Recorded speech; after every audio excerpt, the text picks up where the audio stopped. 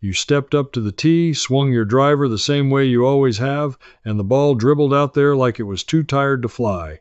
It is not your age. It is not that you have gotten weak.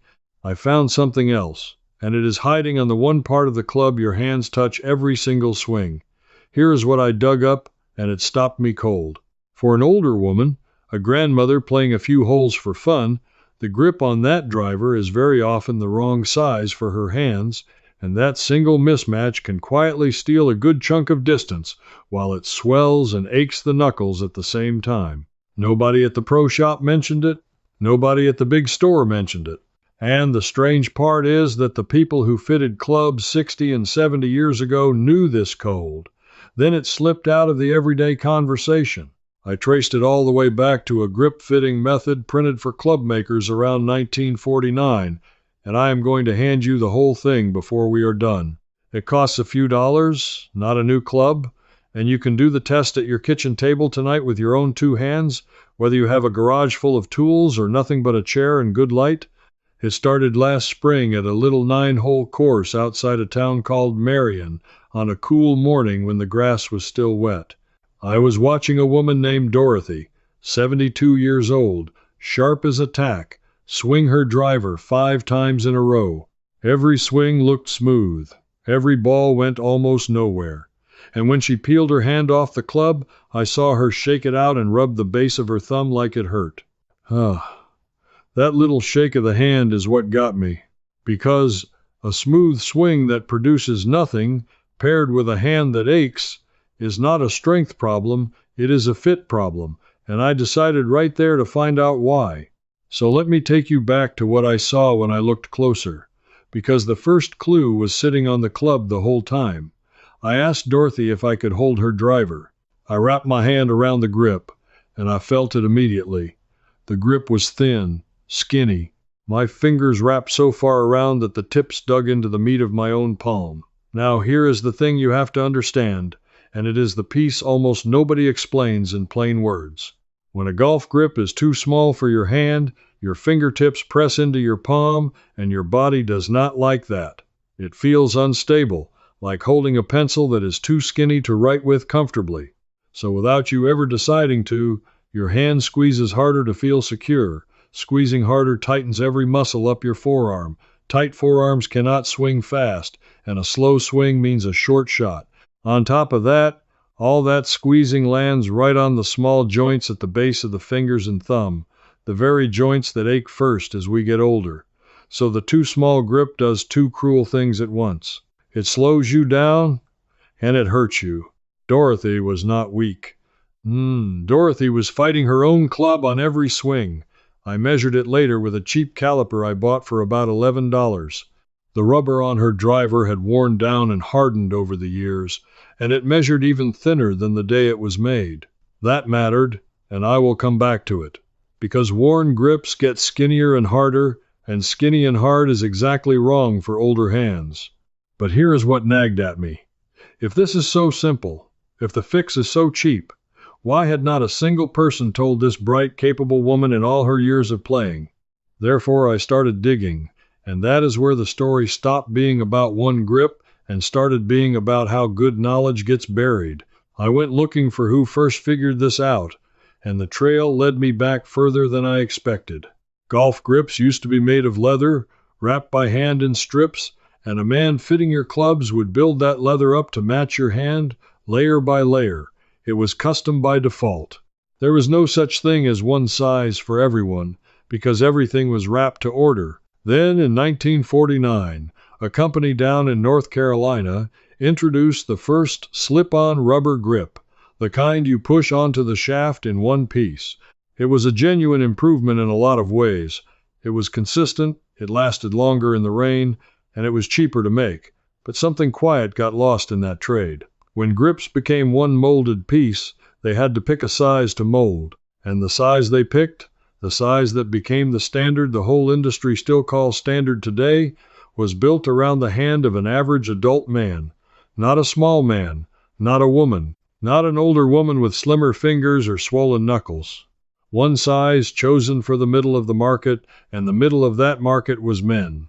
So from about the middle of the last century onward, most clubs sold off a rack cane wearing a grip sized for a hand that was never Dorothy's hand. Now I want to be fair, because there was never one evil person in a room deciding to hurt grandmothers. That is not what I found. What I found is more ordinary and, honestly, more frustrating. It was cheaper to make one size. It was easier to stock one size. And the people selling clubs to older women simply stopped mentioning that the grip could and should be changed, because mentioning it costs time and eats into the sale. So the knowledge that every club fitter had in 1930 did not get destroyed. It just quietly fell out of the conversation, one busy pro shop at a time, until an entire generation grew up believing the club comes the way it comes, and that is that. And the cost of that forgetting is not small. Think about it. A woman buys a driver. The grip does not fit, so her hands hurt, and her shots are short. She concludes, sadly, that golf is getting too hard for her, or that she is too old or too weak, and some of these women quietly give up a game they love over a piece of rubber that costs less than lunch. How do you know what size is right for your hand?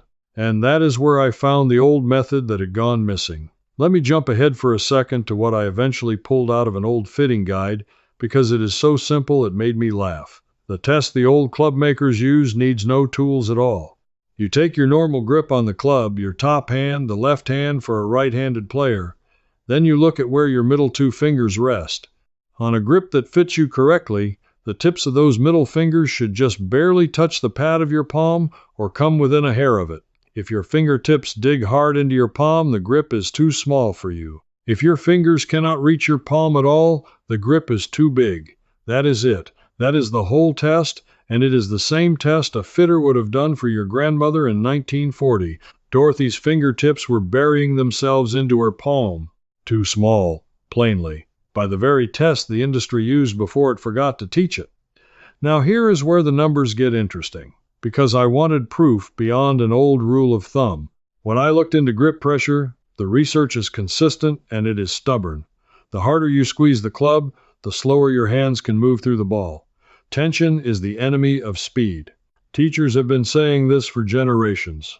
The great player Ben Hogan wrote about grip pressure in his famous lessons back in 1957, warning against strangling the club. And the reason a too small grip is so quietly destructive is that it forces the very squeezing that every good teacher spends years trying to talk you out of. You cannot relax your hands when your fingertips are stabbing your palm. Your body will not let you. It squeezes to feel safe.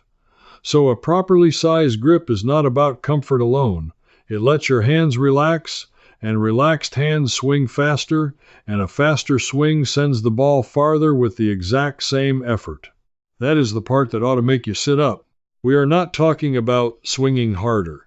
We are talking about the same gentle swing you already make, suddenly producing more, because your hands finally stopped fighting the club. And there is a second reason this matters more for us as we age, and it is the one that touches health, not just golf. Roughly 1 in 4 adults in this country lives with arthritis, and it climbs steeply with age, hitting the hands hard, especially for women. The small joints at the base of the thumb are among the first to go. A thin, hard grip concentrates all the pressure right onto those joints. A slightly larger, softer grip spreads the load across more of the hand and lets you hold on without clamping down. That is why so many older players who switch to a bigger, softer grip say the ache they blamed on their age simply eased. It was never only their age, it was the tool. So there I was, convinced the grip was the culprit. But I still had not answered the question that would help you, sitting at home. What do you actually do about it? Especially if you are not made of money and you do not have a garage full of tools. Therefore I kept pulling the thread. And the next thing I found is the part I most want you to hear. Now let me talk straight to the woman watching this who is thinking, this sounds nice, but I live in an apartment, I do not have space or special tools, and I am not about to spend a fortune at some fitting studio. Stay right here, because what I found next was made for exactly you, and it costs almost nothing. Here is the first thing, and it is free. Before you spend a single dollar, Do the finger test I just described on the driver you already own. Wrap your top hand on it the way you always do, and look. Are your fingertips digging into your palm? If they are, you have just confirmed with your own eyes that your grip is too small, and you have done it standing in your living room with no help from anyone. That knowledge alone puts you ahead of where Dorothy was after decades of playing. The second thing is nearly free, and this is the piece the old leather wrapping men understood in their bones. You do not always need a whole new grip to make a grip bigger. You can build it up. Underneath every modern grip is a layer of double-sided tape, and the number of layers of that tape changes the thickness of the grip. Adding a wrap or two of tape under the grip, or even a strip of masking tape along the shaft before the grip goes on, makes the grip meaningfully fatter. Club builders have a rule for it. Roughly one extra layer of tape adds about 1/64 of an inch to the diameter, and 2 or 3 layers is enough to move a grip that is too small into a size that finally fits a hand like yours. A roll of that tape costs just a few dollars and does several clubs. That is the real price of the thing nobody told them, not the dollars. The years of a game they surrendered for no reason. If this kind of recovered knowledge speaks to you, I want to mention that I have put the complete method, the full fitting charts, the old measurements, and the step-by-step grip work into a digital book called Deep Seniors, part of a series that also includes First Tee and System Complete. Everything I have dug up, from the 1949 fitting guides to the exact tape layering technique, is written out in plain language so you can work through it at your own table, at your own pace, without needing a pro shop or anyone's permission. You can find a link to it in the description below. If you want to keep it simple and just follow along here, everything you need is also in this video. But the book hands you the whole system in one place, nothing buried, nothing left out. But knowing the grip is too small only opens the next door, because then I had to answer the harder question. Now, I know what some of you are thinking. I am not going to take a grip off and put it back on. That is a young person's job. So let me make this as plain as I can, because it is easier than you fear. To take an old grip off, you loosen it with a little solvent, Mineral Spirits Works, or even the Safe Grip solvent they sell, and it slides off. You lay down your new tape, you wet it with the solvent so it is slippery, and you slide the grip on before it dries, then it grabs tight in a couple of minutes. The whole job on one club takes 10 minutes once you have done it once. People do this at their kitchen table with a bucket underneath to catch drips. No vice, no shop, no special skill. If your hands are not up to it, a neighbor, a grandchild, or the fellow at the counter will do it for a few dollars. But now you will know exactly what to ask for instead of taking whatever comes on the rack. And here's the version for the woman who truly wants to spend nothing today. Wrap a couple of layers of ordinary athletic tape or even cloth medical tape around the existing grip where your hands sit, then hold the club. Feel how your fingertips no longer stab your palm. It is not a permanent fix, and it will not be pretty, but it will let you feel, in one afternoon, whether a bigger grip changes how your hands relax and how the ball comes off the face. If it does, and I would bet it will, then you know it is worth a few dollars to do it properly. You have tested the whole idea for the price of nothing, using tape you probably already have in a drawer. There is one more piece for the tight budget, and it might be the most important of all: weight. A grip is not just a size, it is a weight, and this is where older women get quietly cheated the most. The lighter the grip, the easier the club is to swing fast, and there are grips made today that weigh far less than a standard one, some of them less than half the weight.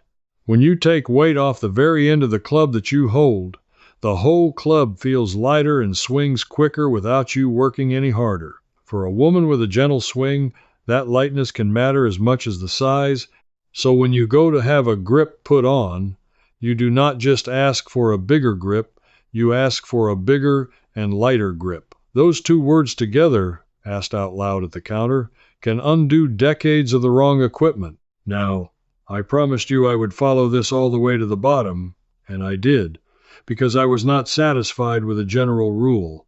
I wanted the exact old method, the one from the days when every club was fitted to the hand, so you would have something precise instead of a guess. And that search is what led me to the record I want to leave you with.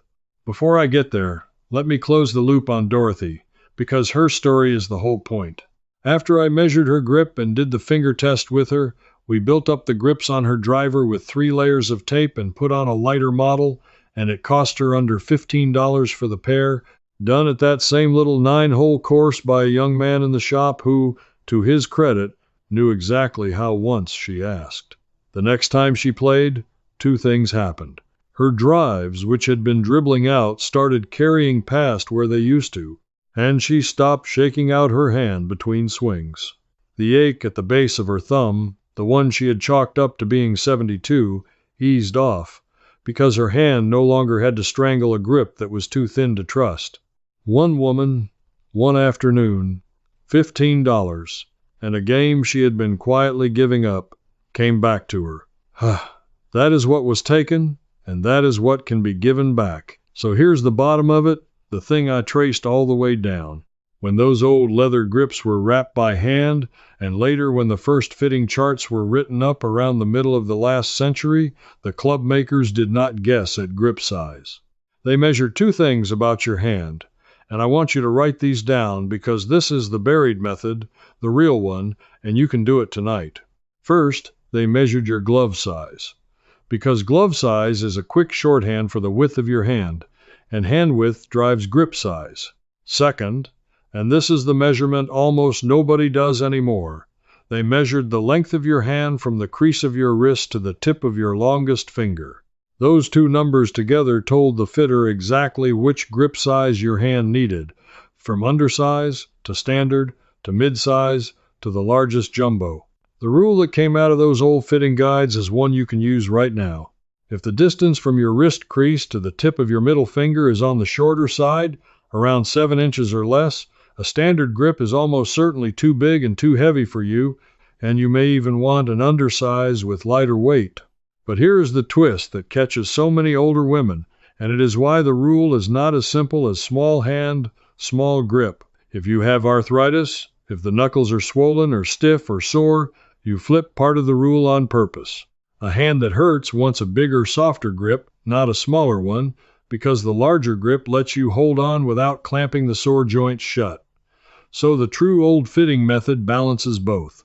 It sizes the grip to the width and length of your hand, and then it sizes up and softens for pain. That balance, hand size against joint pain, is the exact judgment the fitters of 1949 made by hand and by eye, and it is the judgment that fell out of the pro shops when clubs started selling off a rack in one frozen size. Let me give you the whole method in order, so you have it clean.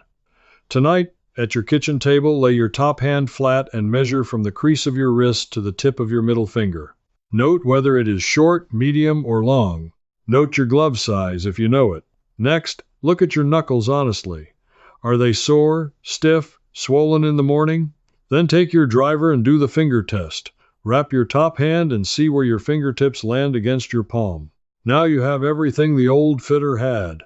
Small hand, no pain, your fingertips digging in, you need a modest build-up, 2 or 3 layers of tape, and a lighter grip. Sore joints, you go a touch bigger and softer than size alone would say, so your hand can relax. And in every single case, you ask for the lightest grip that gives you the size you need, because weight at the top of the club is the hidden thief of an older woman's swing speed. That is the method they used before they stopped teaching it. It is not new. It is not a gadget. It is the recovered common sense of the men who fitted clubs by hand 3/4 of a century ago, written down in the fitting guides that came right alongside that first rubber grip in 1949, and then quietly set aside because a rack of one-size clubs was easier to sell than a fitting that took 10 minutes and a conversation. And I want you to sit with how ordinary the villain turned out to be, because that is the real lesson. There was no secret. There was no lie. There was only the slow, dull convenience of selling everyone the same thing and letting the buyer assume it fit. The knowledge to do better was never lost to history. It was just lost to the counter, to the busy Saturday, to the sale that goes faster when nobody asks a question.